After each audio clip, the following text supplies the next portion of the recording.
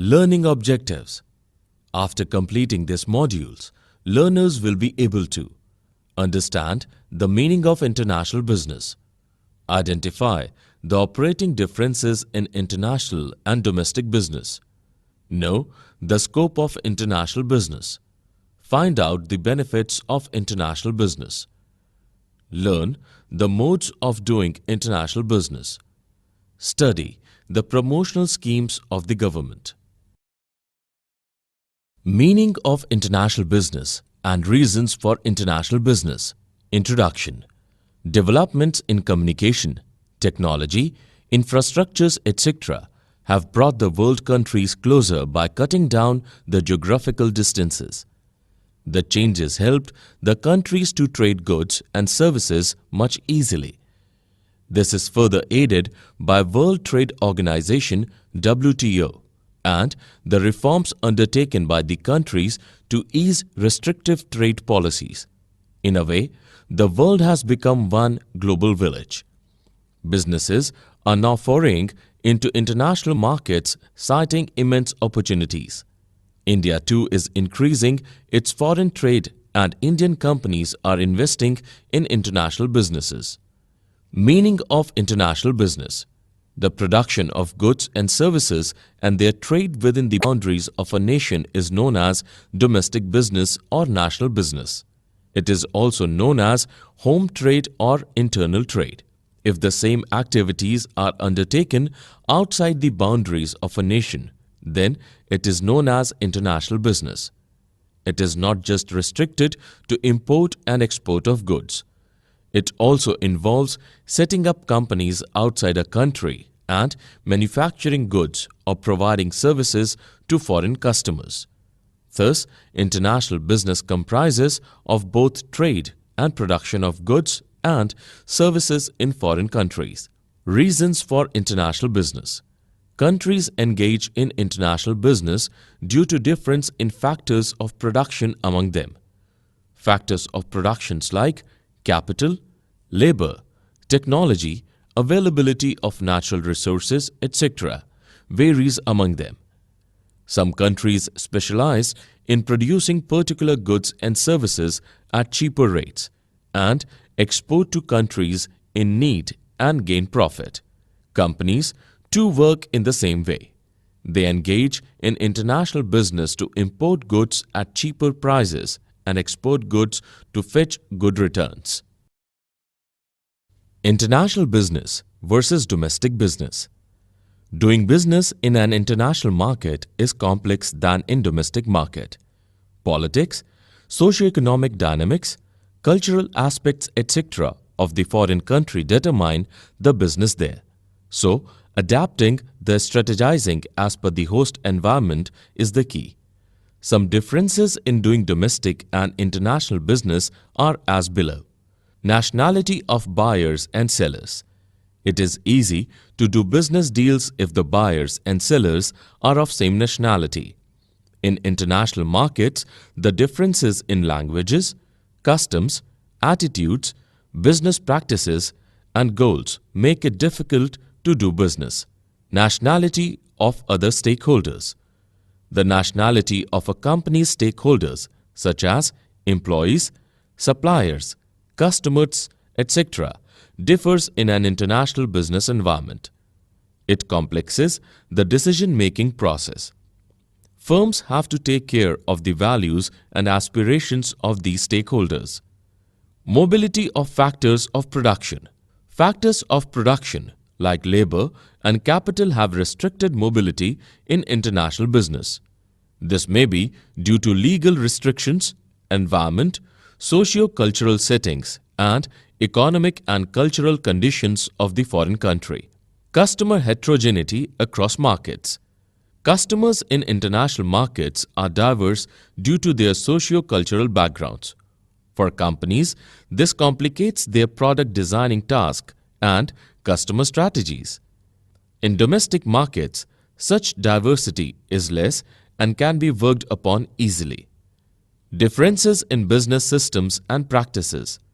These vary from country to country due to their socio-economic conditions and historical coincidences of the countries. Thus, firms have to adapt their business process to the conditions of the international markets. Political system and risks. It is easy for business persons to understand their domestic political system and risks. Scope of international business. The scope of international business is much larger. It has many components in it. The following are some of the major components.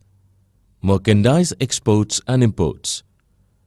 This is the exporting and importing of physical goods that are visible and can be touched.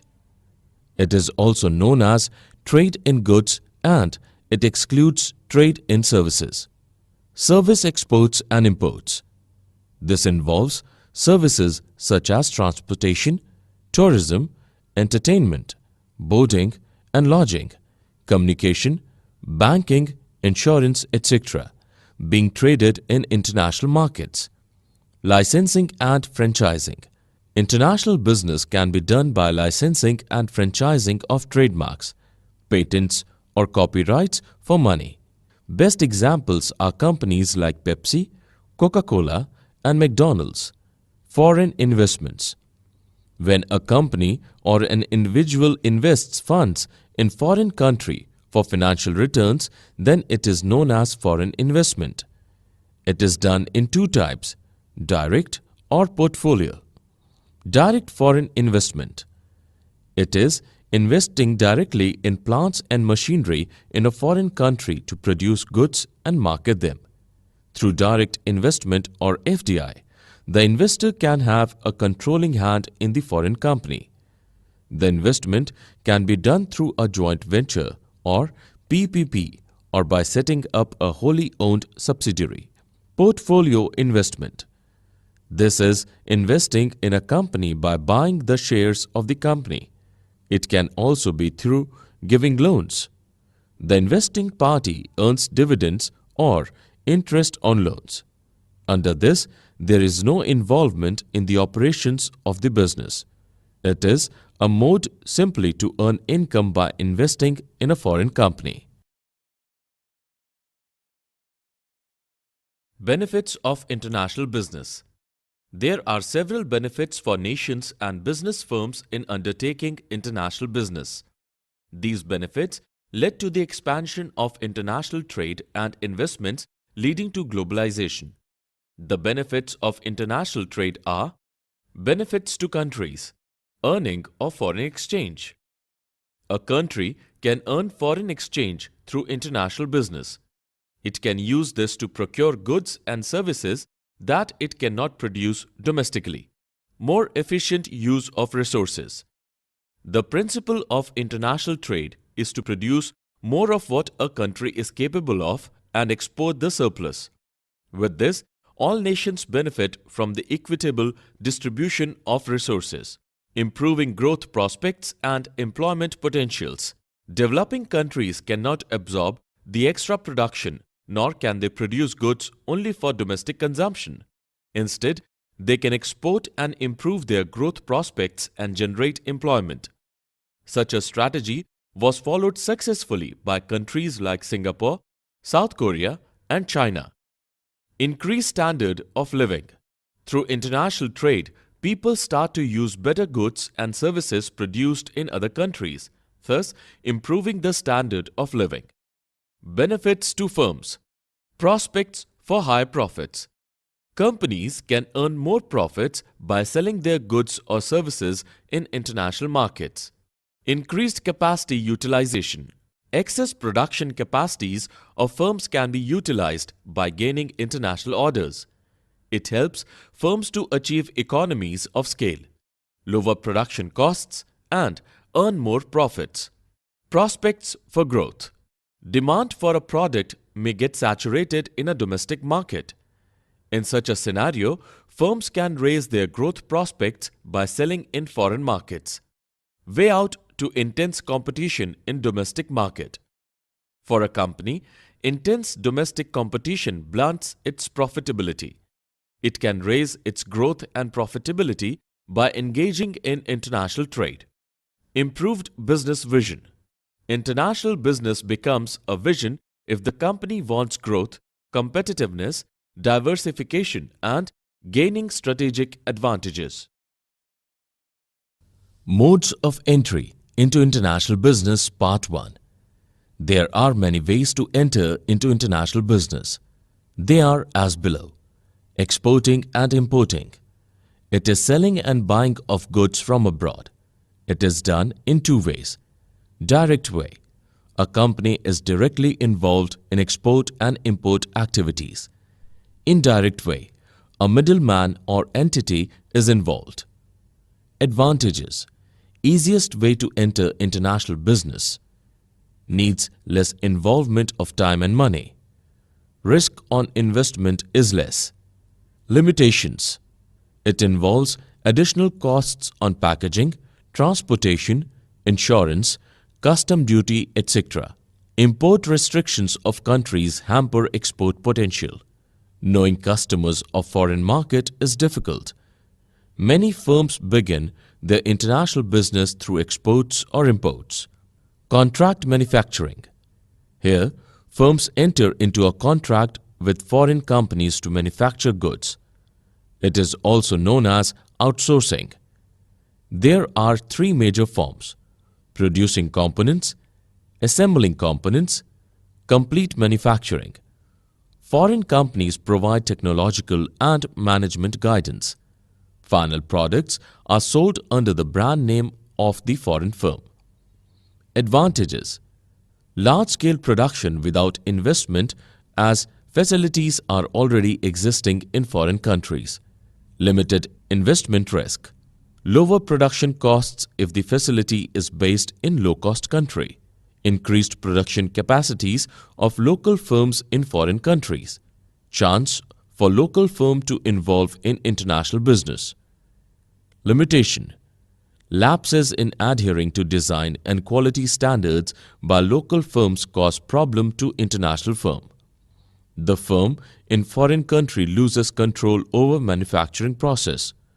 Local firm cannot sell the contracted output. It is to be sold to international company at predetermined prices. Local firms may incur loss if the prices are higher in the open market than the predetermined prices. Modes of entry into international business Part 2. Licensing and franchising. Licensing.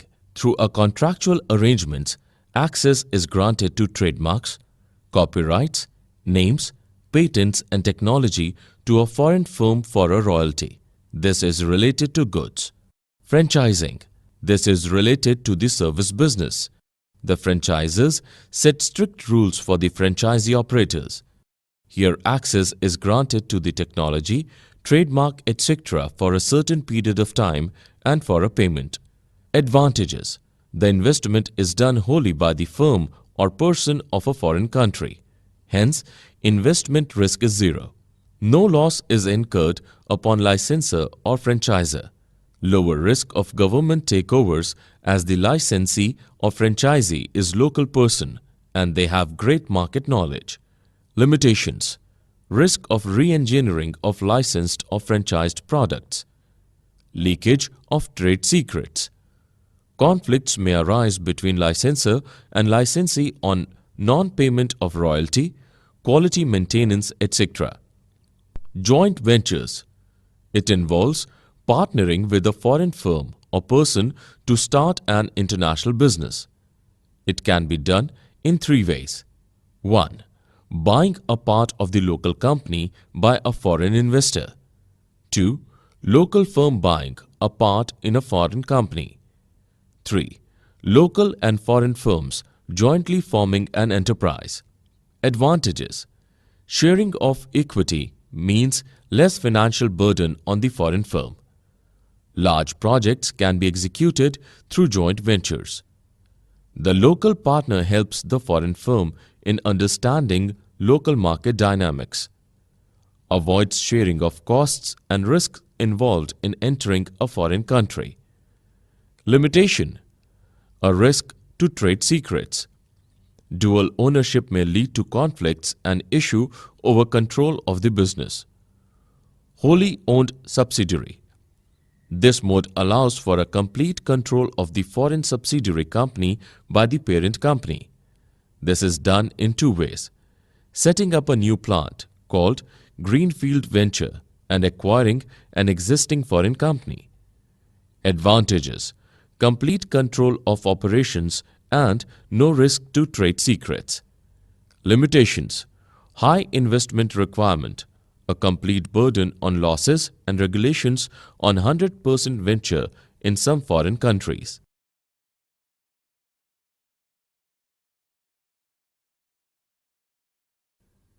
Export-import procedures and documentation Part 1. The international business of exporting and importing of goods involves many procedures. Export procedure: receipt of inquiry and sending quotations. Foreign buyers ask exporters for quotations which contain price of the goods, terms and conditions in exporting, etc. Exporters send a pro forma invoice with required information as a reply. Receipt of order or intent. The placing of an order by the prospective buyer is called indent.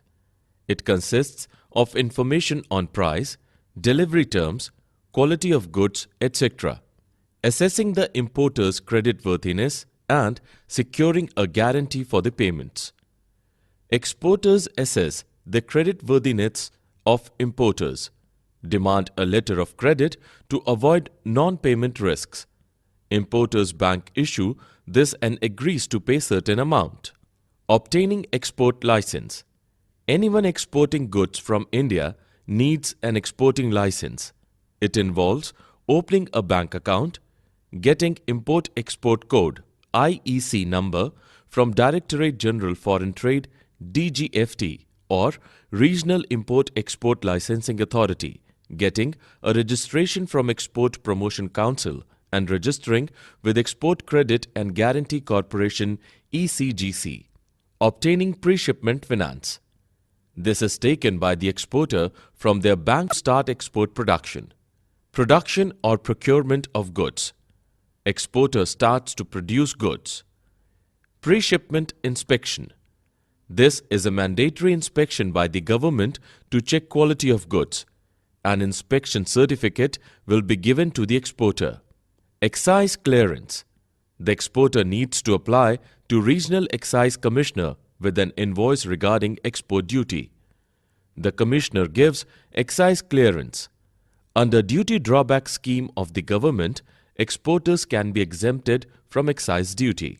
Obtaining certificate of origin. To avail tariff concessions, importer must ask exporter to certificate of origin to ascertain the originating country of goods. Reservation of shipping space. The exporting company books space from a shipping company for exporting goods. It enters the details of goods, date of delivery, and port of delivery. The shipping company issues a shipping order after accepting. Packing and forwarding. The goods are duly packed and transported to port of shipment. Insurance of goods. Goods are insured to avoid risks of loss or damage. Customs clearance. Before shipping, the exporter must ensure that the goods have proper custom clearance. A shipping bill is prepared and is submitted to the customs clearing house. Then, a carting order is obtained from Superintendent of Port for allowing the cargo to dock. All this is handled by a clearing and forwarding agent, C&F. Obtaining mate's receipt. Captain of the ship issues mate's receipt to the superintendent after cargo is loaded onto the ship. The receipt is then submitted to C&F. Payment of freight and issuance of bill of lading. Shipping company calculates the freight based on mate's receipt and issues bill of lading as an evidence of goods having been accepted. Preparation of invoice.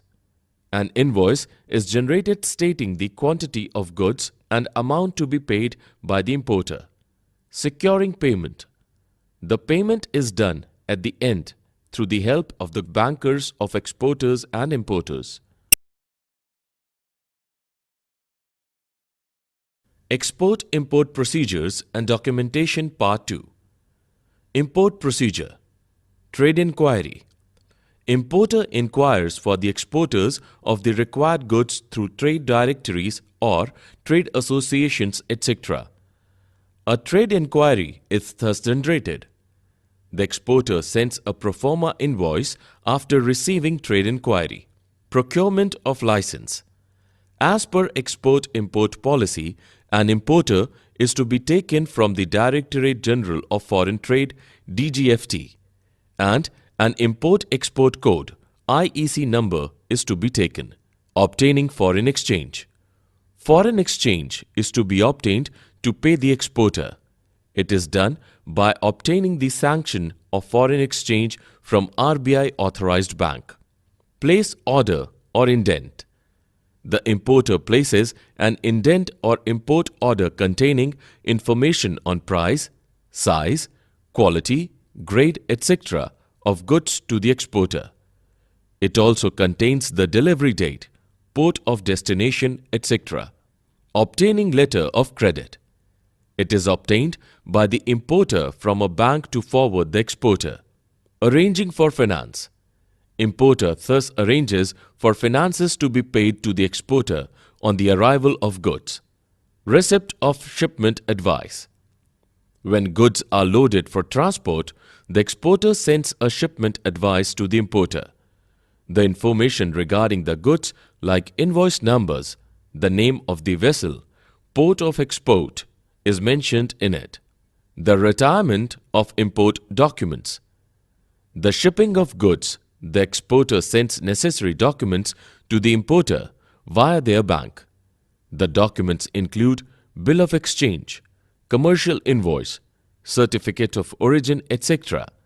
When the bill of exchange is accepted by the importer, it is known as retirement of import documents. Arrival of goods. At the importing port, the head of the shipping vessel provides Import General Manifest containing details of imported goods to the officer in charge of the dock. Customs clearance and release of goods. For the release of goods, they must pass through customs clearance. First, the importer must obtain the delivery order for taking the goods. Then, dock dues have to be paid and port trust dues receipt must be obtained. Later, a bill of entry is to be filled for custom duty assessment. Finally, after paying the import duty, the bill of entry is shown to the superintendent of the dock and goods are released. Foreign trade promotion incentives and organizational support. Foreign trade promotion measures and schemes. Companies can avail benefits through various trade promotion schemes of the government. They are as follows. Duty drawback scheme. Any excise duty or customs duty paid on exporting goods is refunded under the scheme. Export manufacturing under bond scheme. Excise and other duties are exempted for firms that provide an undertaking that the goods produced by them are solely for export purposes. Exemption from payment of sales tax. Goods for export are exempted from sales tax. It is available for firms that are 100% export-oriented and those in Special Economic Zones (SEZs). Advance License Scheme.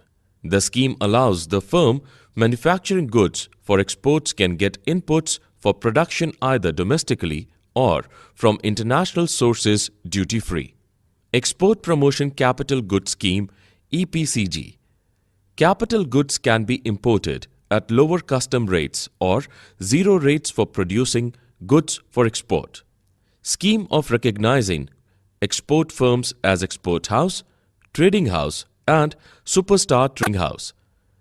Export firms that achieved an average export of performance in past years are granted status of export house, trading house, star trading house by government. They also have to fulfill some conditions like building marketing infrastructure, etc. Export of services. Service houses are recognized to increase export of services under the scheme. Export finance. The scheme offers finance for various needs of exporters. Export processing zones (EPZs). These are exclusive areas to produce goods for export. They are often located near seaports and airports. The areas are duty-free. Organizational support. Department of Commerce. It is the apex body in the country to promote external trade. It formulates trade policies. Export promotion councils. These are to promote exports of particular products. Commodity boards. These are to promote export of traditional commodities of the country. Export Inspection Council (EIC). It takes care of the quality control of exports from India and also undertakes pre-shipment inspections. Indian Trade Promotion Organization (ITPO). It organizes trade fairs both within and outside the country. It helps the industry in promoting trade. Indian Institute of Foreign Trade. Its objective is to professionalize the foreign trade management of the country. Indian Institute of Packaging (IIP). It helps the industry with research-oriented packaging material. International trade institutions and trade agreements. After the World Wars, for reconstruction and development, the world nations established various institutions for promoting international trade and financing for reconstruction. World Bank.